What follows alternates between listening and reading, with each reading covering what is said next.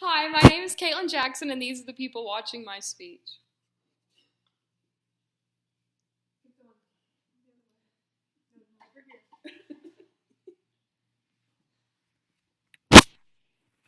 The speech I've decided to present on today is going to be about Louis Giglio. We're supposed to write a tribute speech, and he's someone that's impacted my life the most.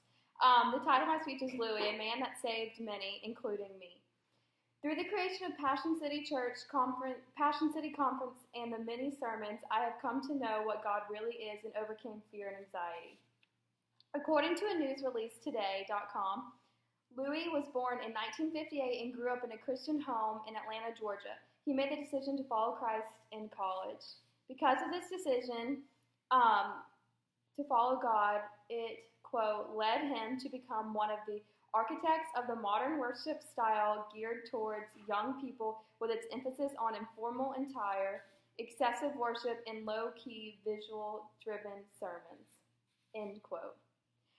When you first visit PassionCity.com, the first thing you see is their opening statement, which reads, quote, "Our hope is to be the winsome and the befriend to serve all people. Our worship is loved because His grace is beyond anything we would dream or imagine. Our rhythm is to gather together to worship and scatter to serve. And in a world where the weight is often heavy, we want to lift people, speak life, stand for justice, add value, and celebrate the goodness of our God in the best of times and when the road is steep. We are not perfect, but Jesus is. Come as you are." End quote.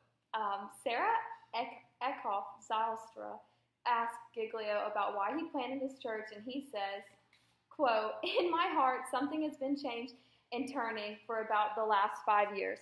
Christ died for the local church while I've spoken to many of them, and passion has influenced them around the world. I want to be able to lay down at the feet of Jesus and say that I gave it a shot. I tried to build into the local community of faith that He has given me for life. He loves and he believed is the best agent for the change in the world." End quote. At Passion City Church, local band artists such as Matt Redman and Chris Tomlin perform. There are 3 locations. One's located in Atlanta, Georgia, and one is located in Cumberland, Atlanta, Georgia. The other is Washington, D.C. On PassionCityChurch.com, a quote that Louis and Shelley have left is, quote, "Louis and Shelley together funded Passion conferences in 1997, uniting aged peoples around the globe, most recently gathering over 32,000 students at Passion City 2018 in Atlanta and in D.C. All right, so enough with the stats and facts. Now I'm going to tell you why I chose Louis Giglio as the person to write about my tribute speech.